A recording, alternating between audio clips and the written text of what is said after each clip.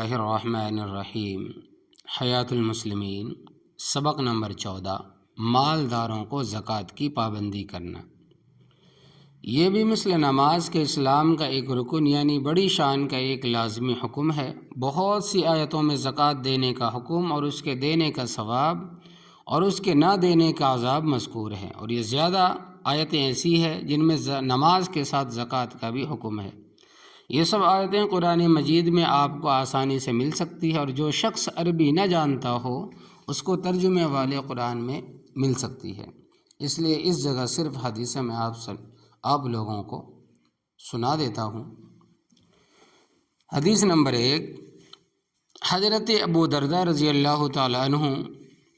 رسول اللہ صلی اللہ علیہ وسلم سے روایت کرتے ہیں کہ آپ نے فرمایا کہ زکوٰۃ اسلام کا پل ہے یا بلند عمارت ہے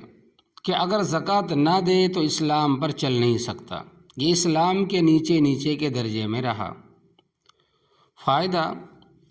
اس سے زکوٰۃ کا کتنا بڑا درجہ ثابت ہوا اور اس کے نہ دینے سے مسلمانی میں کتنا بڑا نقصان معلوم ہوا۔ حدیث نمبر 2، حضرت جابر رضی اللہ تعالیٰ عنہ سے روایت ہے کہ رسول اللہ صلی اللہ علیہ وسلم نے فرمایا کہ جس شخص نے اپنی مال کی زکوٰۃ ادا کر دی اس سے اس کی برائی جاتی رہی، یعنی زکوٰۃ نہ دینے سے جو اس مال میں نحوست اور گندگی آ جاتی وہ گندگی نہیں رہی، وہ نحوست ختم ہو گئی۔ فائدہ، معلوم ہوا کہ جس مال کی زکوٰۃ نہ دی جائے اس میں برکت نہیں رہتی۔ اس کی تفصیل کچھ آپ کو 13 اور 14 نمبر کی حدیث میں انشاءاللہ تبارک و تعالی آئے گی۔ حدیث نمبر 3، حضرت ابن عمر رضی اللہ تعالیٰ عنہ سے روایت ہے کہ میں نے رسول اللہ صلی اللہ علیہ وسلم سے سنا، آپ فرماتے تھے کہ جو شخص تم میں اللہ اور رسول صلی اللہ علیہ وسلم پر ایمان رکھتا ہو اس کو چاہیے کہ اپنے مال کی زکوٰۃ ادا کرے۔ فائدہ، اس سے معلوم ہوا کہ زکوٰۃ نہ دینے سے ایمان میں کمی رہتی ہے۔ حدیث نمبر 4، حضرت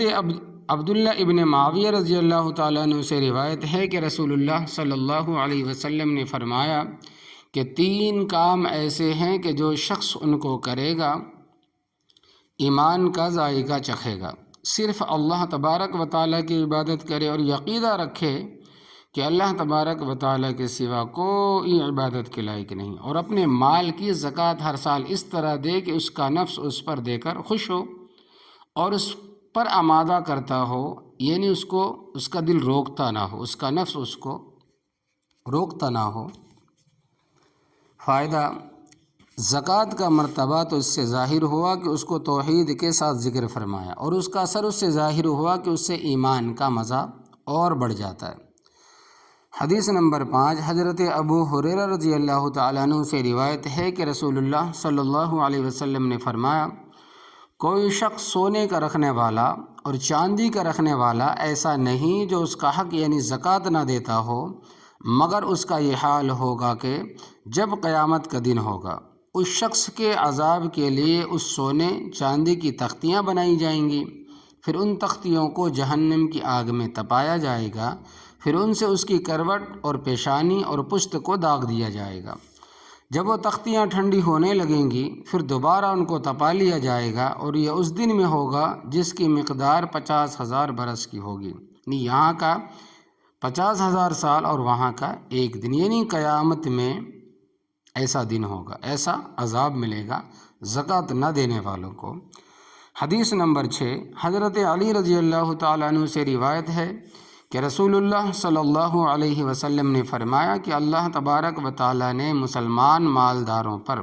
ان کے مال میں اتنا حق یعنی زکوٰۃ فرض کیا ہے جو ان کے غریبوں کو کافی ہو جائے، اور غریبوں کو بھوکے ننگے ہونے کی جب کبھی کوئی تکلیف ہوتی ہے مالداروں ہی کی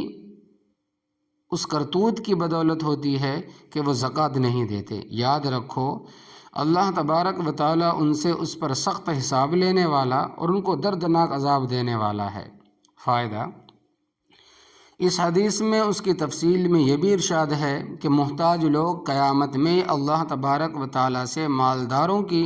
یہ شکایت کریں گے کہ ہمارے حقوق جو آپ نے ان پر فرض کیے تھے انہوں نے ہم کو نہیں پہنچائے۔ اللہ تبارک و تعالیٰ ان سے فرمائے گا کہ اپنی عزت و جلال کی قسم میں تم کو مقرب بناؤں گا اور ان کو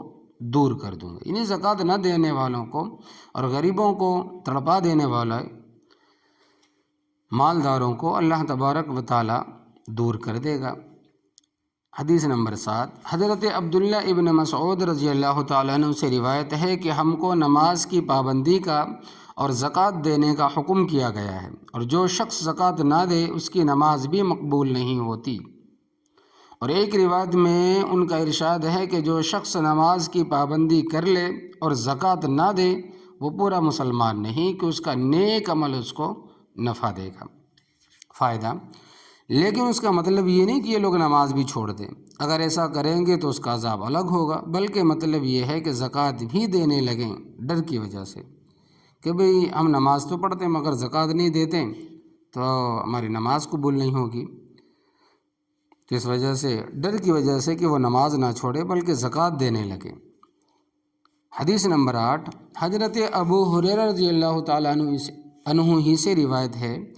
کہ نبی کریم صلی اللہ علیہ وسلم نے فرمایا کہ جس کو اللہ تبارک و تعالیٰ نے مال دیا ہو پھر وہ اس کی زکوٰۃ ادا نہ کرے،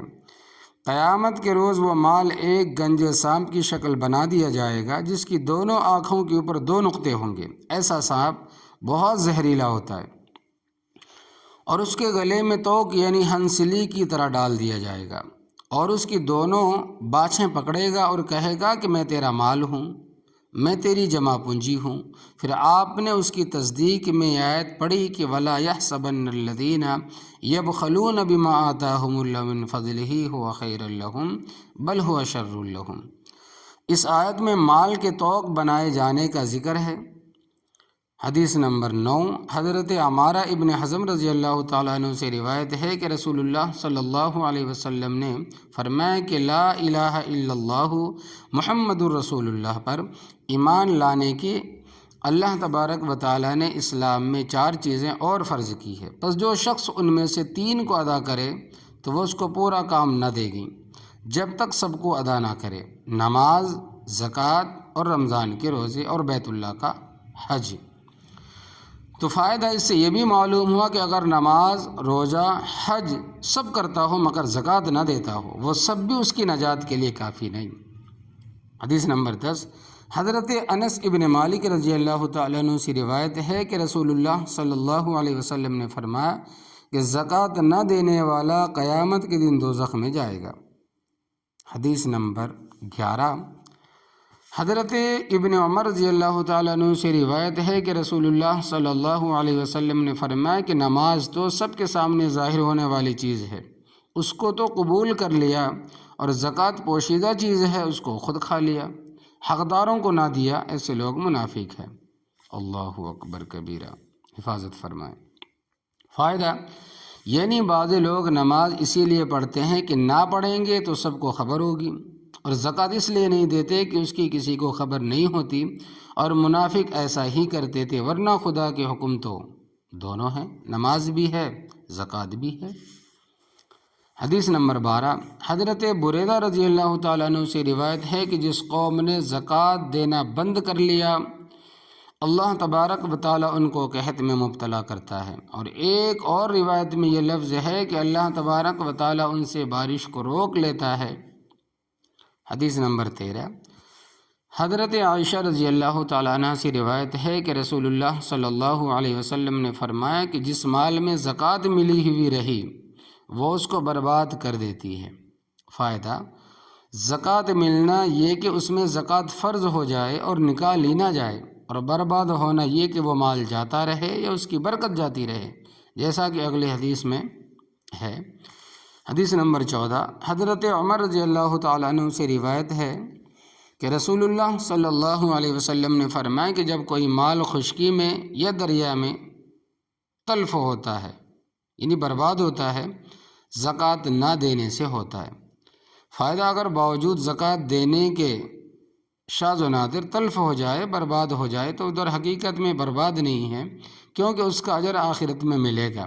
اور زکوٰۃ نہ دینے سے جو برباد ہوا وہ سزا ہے، اس پر اجر کا وعدہ بھی نہیں ہے۔ حدیث نمبر 15، حضرت اسماء بنت یزید سے روایت ہے کہ میں اور میری خالہ نبی کریم صلی اللہ علیہ وسلم کی خدمت میں اس حالت میں حاضر ہوئے کہ ہم سونے کے کنگن پہنے ہوئے تھے۔ آپ نے ہم سے پوچھا کہ کیا تم ان کی زکوٰۃ دیتی ہو؟ ہم نے عرض کیا کہ نہیں۔ آپ صلی اللہ علیہ وسلم نے فرمایا کہ کیا تم اس سے ڈر نہیں لگتا کہ تم کو اللہ تبارک و تعالیٰ قیامت کے دن آگ کے کنگن پہنائیں؟ اس کی زکوٰۃ ادا کیا کرو۔ یہ سب روایتیں ترغیب و ترہیب میں ہیں۔ فائدہ ان حدیثوں سے یہ امور ثابت ہے کہ الف زکوٰۃ کی فرضیت اور فضیلت، با زکوٰۃ نہ دینے کا وبال اور عذاب، دنیا میں تو مال کی بربادی یا بے برکتی، اور آخرت میں پھر ہے وہ دوزخ۔ تیسری چیز، زکوٰۃ نہ دینے والے کی نماز، روزہ وغیرہ بھی مقبول نہیں ہوتا۔ نمبر 5، زکوٰۃ نہ دینے والے کی حالت منافق کے مشابہ ہوتا ہے، جس کا بیان نمبر 11 میں گزر چکا ہے۔ دیکھیں کہ آگے زکوٰۃ کا حقوق العباد کے مشابہ ہونا، جیسا کہ نمبر 6 کے حدیث میں گزرا، اس سے اس کی تاکید دوسری عبادتوں سے اور زیادہ بڑھ گئی۔ اب چند ضروری مضامین زکوٰۃ کے متعلق آپ لوگوں کو، آپ حضرات کے حاضر کرتا ہوں، بتاتا ہوں کہ پہلا مضمون جن چیزوں میں زکوٰۃ فرض ہے وہ کئی چیزیں ہیں۔ ایک، چاندی، سونا، خواہ روپیہ اشرفی ہو، خواہ وہ نوٹ کی شکل میں ہو، پھر خواہ اپنے قبضے میں ہو، خواہ کسی کے ذمے ادھار ہو، جس کا اپنے پاس ثبوت ہو، یا ادھار لینے والا اقراری ہو، خواہ چاندی سونے کے برتن یا زیور یا سچا کھوٹا ٹھپا ہو۔ اگر صرف چاندی کی چیزیں ہو اور وزن میں 54.5 روپے کے برابر ہو جائے، اور اگر چاندی کے ساتھ کچھ سونے کی بھی چیزیں ہوں اور سونے کے دام چاندی کے وزن کے ساتھ مل کر وہی 54.5 روپے کے برابر ہو جائے، تو جس دن سے ان چیزوں کا مالک ہوا ہے تو اس دن سے اسلامی سال گزرنے پر اس کا 40واں حصہ زکوٰۃ فرض ہوگی۔ تو یہ 54 روپے کا مطلب یہ ہے کہ اس زمانے کے حساب میں ایسا تھا، تو اس وجہ سے کہ آپ اپنے زمانے کے حساب سے سونے اور چاندی کی جو ریٹ ہے وہ معلوم کر لیں، یعنی کہ تقریباً 52.5 تولے چاندی کے مقدار پہ آپ کے پاس روپیہ ہے یا پھر آپ کے پاس نقد ہے، اس کے اتنے مالیت کو آپ پہنچ جاتے ہوں۔ یعنی کہ اگر 50 روپے وہ زمانے کے حساب سے ہے، اب کے زمانے کے حساب سے پکڑ لیں کہ تقریباً 1000 روپیہ اگر تولہ ہے تو اس کے حساب سے پکڑیں کہ کتنے ہوتے ہیں، تقریباً 52,500 روپے۔ تو اگر 52,500 روپے کے برابر بھی مالیت ہو تب بھی یعنی کہ اس پر زکوٰۃ دے۔ اور دوسری چیز جس میں زکوٰۃ فرض ہے، سوداگری کا مال یعنی تجارت کا مال،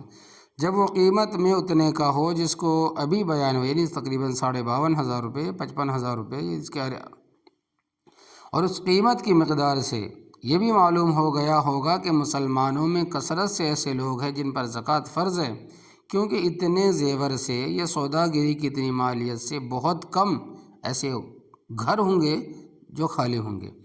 مگر وہ اس سے غافل ہے، سو اس کا ضرور خیال رکھنا چاہیے۔ تیسری چیز، ایسے اونٹ یا گائے، بھینس، بھیڑ، بکریاں ہیں جن کو صرف دودھ اور بچے حاصل کرنے کے لیے پالا ہو اور وہ جنگل میں چرتے ہوں، چونکہ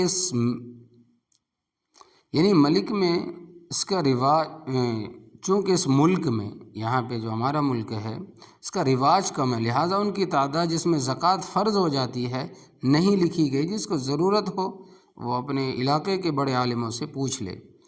چوتھی چیز، عشری زمین کی پیداوار ہے، اس کے مسائل بھی عالموں سے پوچھ لے جائیں تو اچھی بات ہے۔ پانچویں چیز صدقہ فطر ہے، جو عید کے دن زکوٰۃ والوں پر تو سب پر واجب ہے، اور بعض ایسے شخصوں پر بھی واجب ہے جن پر زکوٰۃ واجب نہیں، تو اس کو بھی کسی عالم سے آپ پوچھ لیں۔ اپنی طرف سے اور نابالغ بچوں کی طرف سے دینا چاہیے۔ دوسرا مضمون، سب سے زیادہ زکوٰۃ کے حقدار اپنے غریب رشتہ دار ہے، خواہ بستی میں ہوں یا دوسری جگہ، ان کے بعد اپنی بستی کے دوسرے غریب، لیکن اگر دوسری بستی کے لوگ زیادہ غریب ہو تو پھر انہی کا حق زیادہ ہے، مگر جن کو زکوٰۃ دینا ہو وہ نہ بنی ہاشم ہو یعنی سید وغیرہ، اور نہ زکوٰۃ دینے والے کے ماں باپ، دادا دادی یا نانا نانی یا اولاد یا میاں بیوی لگتے ہوں، ایسے لوگوں کو زکوٰۃ نہیں دے سکتے۔ اور کفن یا مسجد میں لگانا بھی درست نہیں ہے، کفن یا مسجد میں لگانا بھی زکوٰۃ کا مال درست نہیں ہے، البتہ میت والے کو اگر دے دے تو درست ہے، مگر پھر اس کو کفن میں نہ لگانے کا اختیار اس کو ہوگا۔ اور اسی طرح ہر انجمن یا ہر مدرسے میں دینا درست نہیں جب تک مدرسے والوں اور انجمن والوں سے پوچھ نہ لے کہ تم زکوٰۃ کو کس طریقے سے خرچ کرتے ہو، اور پھر کسی عالم سے پوچھ لے کہ اس طریقے سے خرچ کرنے سے زکوٰۃ ادا ہو جاتی ہے یا بھی نہیں۔ تیسرا مضمون،